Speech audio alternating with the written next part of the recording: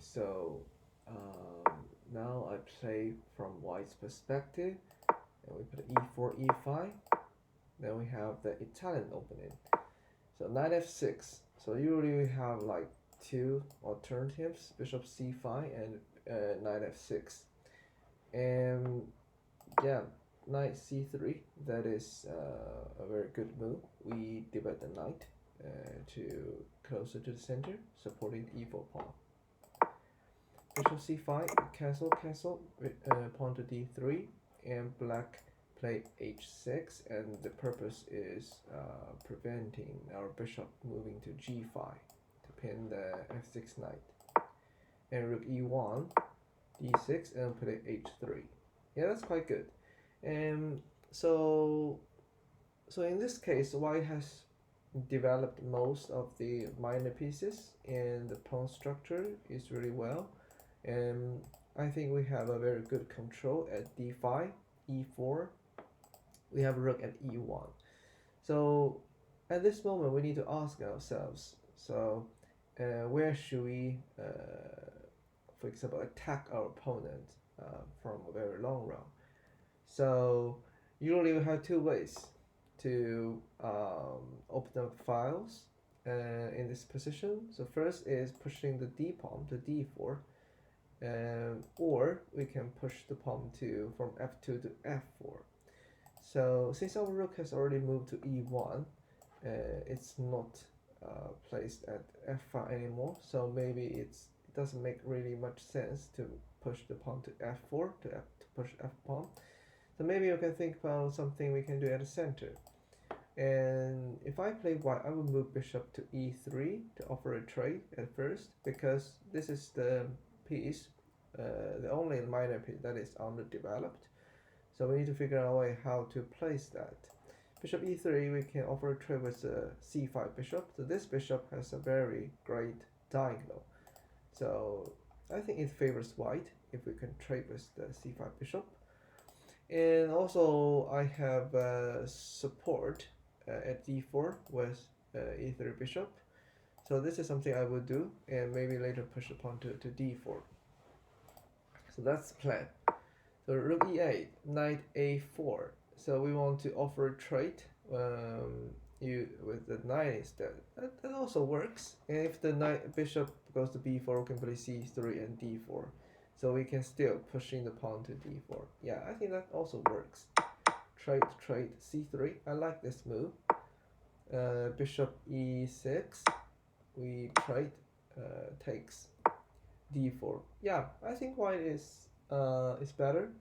We have a better control at the center, and we have a bishop, because I can foresee the game will turn into an open game, which means a pawn exchange is going to happen very soon. So in that case, a bishop is better than a knight. d5. Okay, e4. So yeah, is there any way we can maybe postpone closing the center? But maybe not, because we need to protect the e4 pawn. If we play knight d2, the d4 will be captured. Okay, pawn to e5 and knight to e4. So this knight has controlled the center. So we need to figure out a way to either trade with the knight or push the pawn to kick it away. Knight d2. Okay, this move is a bit too early, I feel, because we lost the protection of d4. So maybe we can play bishop e3 first to protect the pawn, and then offer a pawn trade, knight trade. I think that's safer. Yeah, we lost the pawn. I will take the e4 knight. Yeah, that's something we can do. Yeah, that's probably good. So I feel like maybe black should take our knight first. If we take that back, the knight will take d4. If we take with the queen, the rook could go to a4, and the d4 pawn is in danger. So maybe this is how I would take the d4 pawn. So take, take c5, rook e1. Why do we like retreat? So I feel like we can keep like adding another piece at the center knight, and also connect the queen and the rook to make the queen safe. And also this rook is, I think e4 is better than e1. First of all, there's no any other black piece attacking the rook, and this is center, so we can guarding the fourth rank, and also we can move to the king side very quickly. And yeah, for sure we're also targeting the center knight, so maybe I'll play bishop e3, queen to h4, bishop here, rook take, queen to b3, rook to d2, rook f1, protecting f2 pawn. That's yeah, that makes sense. Rook f8. Yeah, so black has involved almost all the pieces to attacking our f2. But there's a problem, right? We can take the e6. Yeah, that's a quite good move. And g3. Well, let me think. Queen to d. So is there another way we can protect f2? So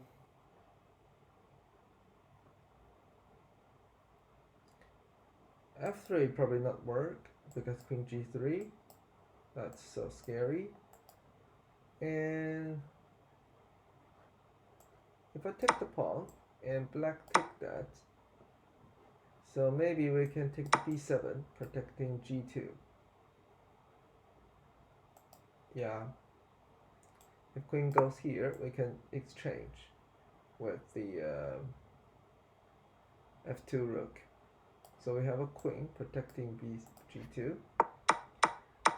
So I think the problem with g3 is it actually weakens our king side, because if black play queen d4, that's a very good move, and there is basically no way we can protect f2, right?